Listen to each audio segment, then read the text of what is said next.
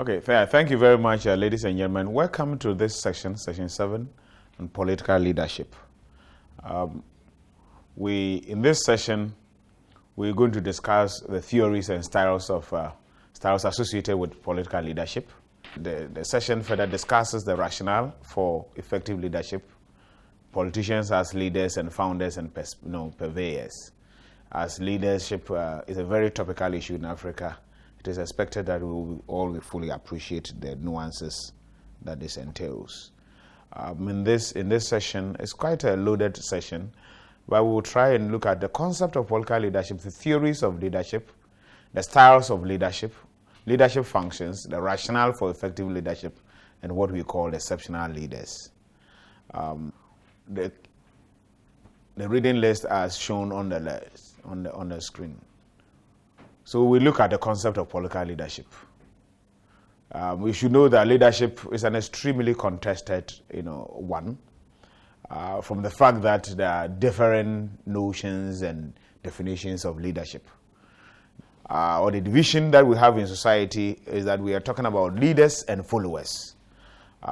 Every society must have leaders, and every society must also have followers. So the leader is believed to have the capacity to take some far-reaching decisions. He's somebody who is expected to demonstrate some visionary qualities, sometimes even near heroic, qualities, and then that will inspire his followers. It is contended that politics is essential in as far as leadership is concerned. And then when we are looking at the prevailing forms within the political community, one of the things that you cannot leave out is the fact that we have to have effective leaders within even the political community. The well-being of nations depend on the capacity of leaders to choose wisely and act prudently. For instance, after the Second World War, somebody like President Harry Truman of US made a series of very important decisions that changed the face of the world. For instance, he decided to build Europe by fashioning out what we normally refer to as the Marshall Plan, which became very critical in dealing with what we call the war-ravaged, countries in Europe. He also sought to create a new military alliances such as the NATO to confront the Soviet Union's perceived expansionism with a firm policy of containment. That is the area where they adopted a policy of containment. Live and let us live. But they decided that they will contain the expansionism or the expansionist activities of the Soviet Union. Every country is affected by the quality of a political leadership. What it means is that if you have insipid leaders who are risk averse and who cannot take critical decisions, the nation will suffer. So in spite of the existence of countless books and studies on leadership, no one has really developed a comprehensive and widely accepted definition. And this is something that you appreciate within the academic disciplines, especially within the social sciences. So in the absence of universally accepted definition, a series of common sense definitions have arisen. So let's try and go through a number of them. According to Stephen, leadership is the ability to get others to do what you want. So the ability to influence is important. This definition equates leadership to power, which perhaps may not necessarily be very effective. But the definition is also too limited because it omits the art and poetry of leadership, which includes thinking or things like values and passions and so on and so forth. Leadership is not just about influencing people, in this particular sense. Andrew Haywood has also defined leadership to mean a pattern of behavior or as a personal quality. Now, as a pattern of behavior, leadership is a social process in which influence is exerted by an individual or group over a larger body to organize or direct its effort towards the achievement of desired goals without the use of threat or violence. So what it means is that an effective leader should be able to direct the collective effort towards the realization of some common objectives which would define the main existence of the individual or the group of people without necessarily resorting to the use of naked force or naked violence or naked power. It is expected that The leaders will influence people in non-coercive ways and so on. So it's a property that whenever you are talking about leadership, there must be some form of relationship that must be established between the leaders and the followers. It is not simply some property of the individual leader per se. When you want to understand leadership, you must also understand compliance. We need to know why people are willing to let themselves be influenced. It's not everybody who wants to be influenced. So if a group of people decide that they want to submit to anybody, it means that person will pursue their interests. Now, the difficulty with this view is that everyone exerts some amount of influence, but it's not everybody who is a leader. So let's take note.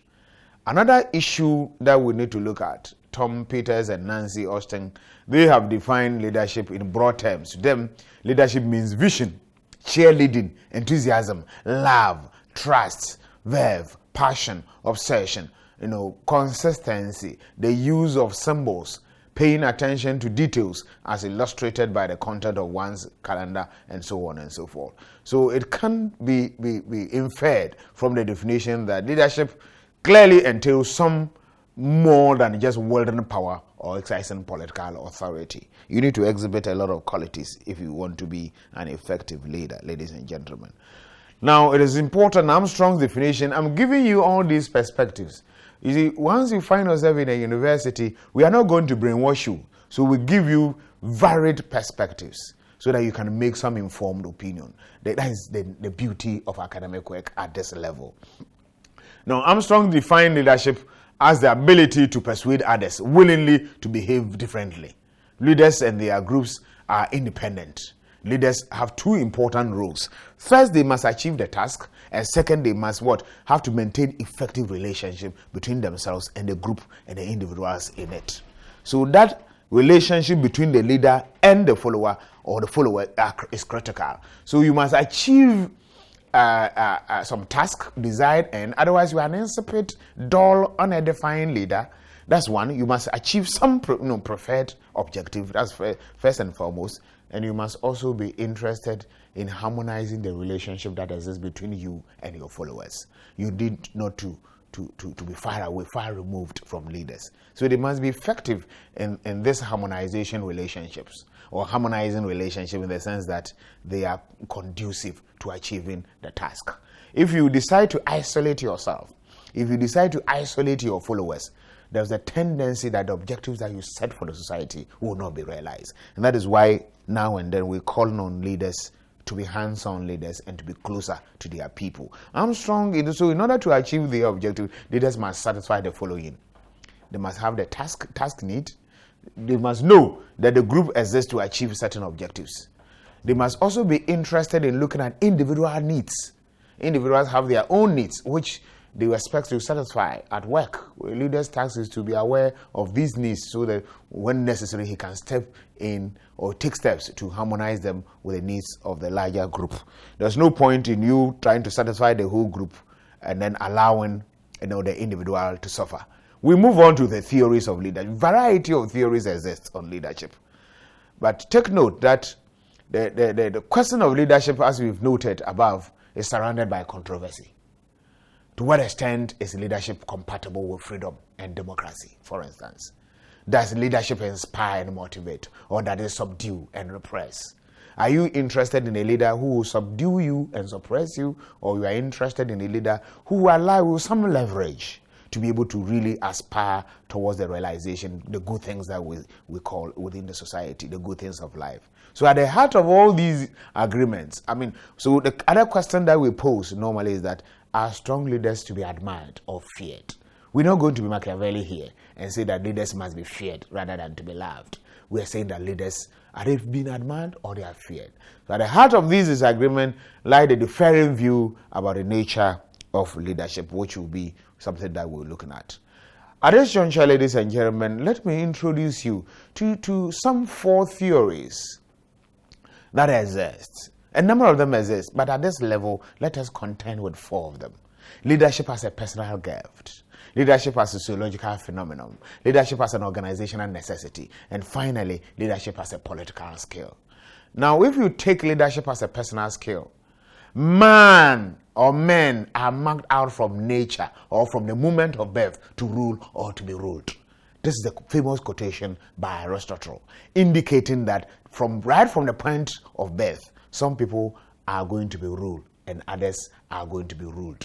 So leadership is strictly an individual quality which manifests in the personality of what was traditionally thought to be men of destiny. So there are some people we refer to as men of destiny. Some people say that some leaders are born, and this is really, more or less drawing strongly from the writings of Aristotle. So the most extreme form of this theory is found in a fascist leadership principle. This is based on the idea of a single supreme leader, always male, who alone is capable of leading the masses to their destination. Such an idea was in part derived from Friedrich Nietzsche's Überschma, the Superman, who rises above the head and so on, instinct of conventional morality and so on and so on. So we are looking at this person as though he's a near superhuman who possesses some near heroic, or who can perform some near heroic deeds within the society and so on. So of course the second issue will be that we are talking about leadership as psychological or sociological phenomenon. Modern political psychologists, they adopt a similar view of leadership in that they think that they analyze in terms of human personality. One of the earliest attempts to do this was the collaboration in the late 20s between the Sigmund Freud as a sociologist and William on the controversy or controversial psychological study of the President Woodrow Wilson of the United States of America. Had a last word, groundbreaking, work on politics. Also deals with aspects of the sociological aspect of leadership. A widely discussed modern analysis of political leadership has also been advanced by James Barber, among others, and so on. Now, the contention here is that an alternative view of leadership also see it as a sociological rather than psychological phenomenon. From this perspective, leaders are created by particular social, historical forces. They do so by imposing their will on the whole world, act as a vehicle through which historical forces are exerted. Now, this is certainly the approach usually adopted by Marxists, who believe that historical development is structured largely by economic factors, reflected in the process of class struggle and so on and so forth. So the class struggle, some people become leaders because of certain historical forces, or some people have problems, and because they want those problems resolved for themselves, they try to mobilize the rest around them so they can deal with those problems. Of course, leadership is also organizational necessity. Every serious organization needs leaders. Success standards, set targets. We operate within most bureaucratic organizations have leaders, because we are talking about hierarchical conformation and so on. High-scale organizations have leaders. In a critical, legal, rational, authority, really crafted by Max Weber, they talked about. So it's an organizational necessity. Whenever there's a problem, people look up to leaders to perform.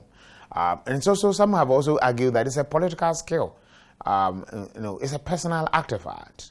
And if it's a personal artifact, then it can be learned. And that is why we have a lot of universities or schools on leadership and so on. The idea is that we think that if it's a skill, then it can be learned. So it's a political skill that can really be learned and so on. This can be seen most graphically in the course of personalities that have been constructed to support the dictatorial leadership of figures such as Mao Zedong, Brother Muammar Gaddafi, Saddam Hussein, and among others. But of course, the key thing that you need to know, as I indicated, that if it's a political skill, then it can be learned. It can be learned. Now, during the 1930s, for instance, people carefully linked themselves to some political leaders by crafting for themselves their courts, becoming more or less personal courts and so on. We want to look at styles of leadership. A number of styles also exist. We have factors that influence the style. A style of leadership refers to the strategies, the behavioral patterns through which a leader seeks to achieve his or her goal. Leaders are not all alike. Leaders can be exercised in a number of different ways. And the factors that usually responsible for the styles will be the personality and goals of the leaders, the institutional framework within which they operate. If you are operating in an institution where most people respect authority, you don't necessarily have to be dictatorial for them to respect you. The political mechanism by which power is won. Is it democratically? Is it through a military dictatorship? If it's a coup d'etat and somebody has become a leader, you can see his style. But if it's a democratic system, because of the fact that you even come back and win or come back and contest the elections, it even has a moderating influence on the way you actually will govern. The means of mass communication available. Is it that we have television, the era of television, radios and others make even leaders make it a bit easier because you can, in the comfort of your office or room, you can even broadcast to the whole nation. And sometimes you don't even need to demonstrate oratorial skills among others, because the mass media will then enhance the things that you will want to preach and want to tell the people about. So then, of course, the nature of the broader political culture of the country. To what extent do you have a participant political culture, or parochial political culture, or subject political culture? How do people really respond to the objects of politics within the state? Are they respectful? Do they pay their taxes? Do they obey the laws of the land? If you have a participant political culture, as I said, it makes leadership easier. So here we discuss three main leadership styles, as I said: laissez-faire leadership, transactional, and transformational. Now, laissez-faire, the chief feature of the laissez-faire is that the reluctance of the leader to really interfere in the matters of details, especially matters outside his sphere of personal influence, to emphasize a decentralized approach and the laissez-faire, hands-off approach really to leadership. They participate the least possible extent because they don't want to really interfere, and they give no feedback, as it were. It's really irreconcilable with their logical leadership, and it requires some consistency, and so on. This perhaps I will say that this is not something that we need in this country. We may need maybe leaders perhaps who are a lot more hands-on. The major strength of this leadership is that because subordinates are given greater responsibility, it can foster harmony and teamwork. That's important, so take note. On the other hand, it can also lead to weak coordination of government. When you have a leader who is a hands-off leader and you are not effective in coordinating the activities of the various organizations, various subunits, there's a tendency that people become tin gods and they can milk the society dry. They become empires, and that can undermine your capacity to govern effectively. Of course, the transactional leaders is more hands-on style of leadership. It emphasizes the implicit social exchange or transaction over time and so on that is between the leader and his followers, including a reciprocal influence and interpersonal, perceptions and so on.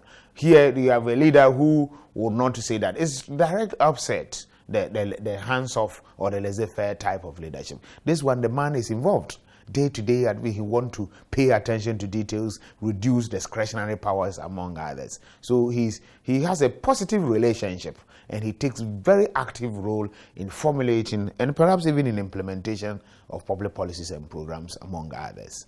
Then we have the last one will be the transformational. In the transformational leadership, the leadership is not so much a coordinator or manager or an inspirer or a visionary. Here, not only are such leaders motivated by strong ideological convictions, but they also have the personal resolution and personal will to put them into practice. These are people who want to think outside the box. They want to break new grounds. They are not reinventing the wheel per se, but they want to make some phenomenal progress within society. So they are visionary individuals. John Gardner, for instance, has suggested that a leader is an individual who creates a story. You should be able to create a story, fundamentally. And these are the transformational leaders that we're talking about. So the effectiveness of such a leader normally hinges on the degree to which the leader is in question embodies the story. So if you are trying to create a story, you must embody the story and extend with the story. Resonate. The story must resonate with the broad masses, with the broad public, with broader publics. If you are creating a story, it's the story that must be of interest to the rank and file. It should be a story that the rest believe in. The fact that you have to create a story doesn't mean that the story should be a story that will literally undermine the very existence of the society. The people will kick against it. invariably. So transformational leadership can be seen as an extension of transactional leadership, but with greater rewards in leader intensity and follower arousal. So the leader is very much interested in leading, demonstrating capacity, making sure that the vision is realizable, while at the same time arousing the interest of his followers and making sure he is able to they move with him. Functions, a number of functions really exist for leadership. So you have to set up and enforce performance criteria to meet organizational goals. Fundamentally, you need to be able to coordinate effectively. A leadership must be a leader of purpose. You should be able to anticipate. You should not be an insipid leader who is indecisive. Leader must be concerned with specialization of maintaining the organization in operation. We establish and maintain the system of communication in the organization or in the state. You must secure essential services for the employees by motivating them to work towards organizational goals. You should be able to formulate the goals and with purpose, and of course help the realization of those goals within the organization. Let's look at the types. Scholars are usually distinguish between two broad styles or types of leaders: expressive leadership and instrumental leadership. We'll look at those specifics as you read the materials. So the rationale for effective leaders. Why do we want to have effective leaders? We're saying that leadership is important for a number of reasons. Why? The first point is that it mobilizes and inspires people who would otherwise be inert and perhaps directionless. Leadership promotes unity and encourages members of a group to pull in the same direction. Leadership strengthens organizations by establishing a hierarchy of responsibility and roles. You can imagine what you do or your parents would do if they went to work one morning and there was nobody to tell them what they should do and what their schedules are and what their targets are and so on. Will be directionless, leaderless. That would be almost like relapsing into the state of nature, Hobbesian state of nature, which we introduce you to when you get to level 300. Now, we say that all organizations, group states, and need leadership to pave the way towards the achievement of their goals. That is why even in the process of elections, you need to be very careful who you choose as leaders. Because if you choose a bad leader, you mortgage your life and they can undermine your very existence. Leaders determine the spirit of the nation, the morale and motivation of the people. So you need to be a strong person who has a strong will. It's not somebody who's literally don't have emotional intelligence. Leadership can make or mar an organization. Now, organizational performance is closely related to really the quality of leaders. So leadership is so important. That is why somebody like Chinua Achebe once argued that the problem of Africa is the problem of leadership. Now, you must also acknowledge some of the qualities. Leaders must have a variety of qualities, a mixture of these. Even if not all, you must have an overdose of these qualities that I'm going to list. You must have intelligence. You must have communication skills. Empathy. You need to be able to step into the shoes of the people. You need to have energy. You need to be able to exercise sound judgment, because sound judgment is important for success. Believe in the possibility of success. You should not be an Afro pessimist who doesn't believe in anything productive. You should be somebody who is very optimistic and believe that something positive can be created out of the society. You must be a man of integrity. Your integrity must be above board. You must not lower the bar. There must be some level of flexibility. Technical and professional competence. You should not exhibit incompetence. You must have social skills such as human relations, attitudes, cooperativeness. You should be tactful and diplomatic. You should have the ability to solve problems, not just recounting them, but you should have ability to. So what about some of the dangers of leaders? Leadership concentrates power and can thus lead to corruption and tyranny. In Africa, we have leaders who have all kinds of powers and therefore they become teen gods overnight. Leadership also endangers subservience and deference, thereby discouraging people from taking responsibility for their own lives. There are some people, they almost always wake up in the morning and they are looking up to the leader. And that is what we're talking about. It almost creates what we call men of robots, or robots in men. That's dangerous. It narrows the debate and argument because of its emphasis on ideas flowing down from the top rather than from the bottom. So are we going to promote bottom-up approach or top-down approach? In most cases, if you are not careful, then the whole decision-making process is just top-down and not bottom-up. The rest are relegated to the background. Take note of that. Then, of course, some of the challenges of modern leaders. Modern societies have become very complex and emerged with a global influence that politicians find very difficult and almost impossible to get things done. Very difficult. Presidents come across or come under new and wide demands, and therefore they find it's a very important thing that you need to talk about. Leadership also suffers because old ideological and moral certainties are breaking down, and it makes it more difficult to construct compelling narratives that have wider popular resonance. Sometimes it's difficult. I mean, if somebody cannot go to school, it's difficult for you to convince him that, oh, I care for you. If somebody cannot find work to do, it is difficult to say that I'm doing well as a president. There are different needs, different ones, competing interests among others. That makes leadership clearly a very complex one. Some of the challenges. Some of them have also becoming very diverse and fragmented, and you need to find something that can appeal to all of them. There's also a cultural gap between the political and non-political worlds. Political leaders are increasingly becoming career politicians whose lifestyle, sensibilities, and even language are remote from the concerns of ordinary citizens. You need to be able to bridge the gap between what the citizens want and perhaps the interests of the ruling elite. Very important. If you are not able to do that, the leader is isolated from the masses. Let's look at some exceptional leaders. A number of them. These exceptional leaders practice statecraft and exercise wise management of the affairs of the state. And this idea of wise leadership, or traditionally called statesmanship, has occupied a rich and enduring place in Western political theory. Plato and Aristotle both examined the idea of quality leadership or exceptional leaders. Exceptional leaders are men and women of rare quality who display an overriding concern for the public good, and those who possess a variety of political skills and has a practical wisdom. In addition, in times of crisis, these men and women provide crucial leadership that makes an important difference for the well-being of society. These are not insipid leaders. People who they are not wielding a magic wand, but they are intervention. They are almost like fixers within the society. Exceptional leaders may assume the role of founders of nation. Sometimes there's a line between the ordinary politician and an exceptional leader is by no means clear. In a democracy, all leaders must sometimes act like politicians. Nonetheless, an exceptional leader must act wisely. That's the point that I emphasize. It's also important. Let's look at some of the characteristics of these exceptional leaders. Exceptional leaders are characterized by the following: concern for the public good. There are some leaders who are just interested in what they will eat, what I call politics of the belly. They are for family and friends. But the exceptional leader must be interested in the public good. Practical wisdom. He must have practical wisdom. Leaders must have leadership skills, must have exceptional opportunities. And he must also have what we call good fortune. Very important. Some Christians may think that good fortune is not important. But I tell you, there are some leaders, when they become president or they become leaders, all of a sudden everything is going right.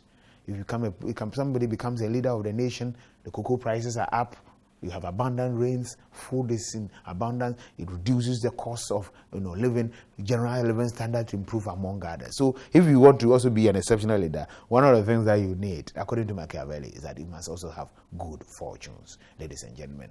I think that this brings us to the end of our session 7. We'll reorganize and come to session 8. Thank you very much for the opportunity.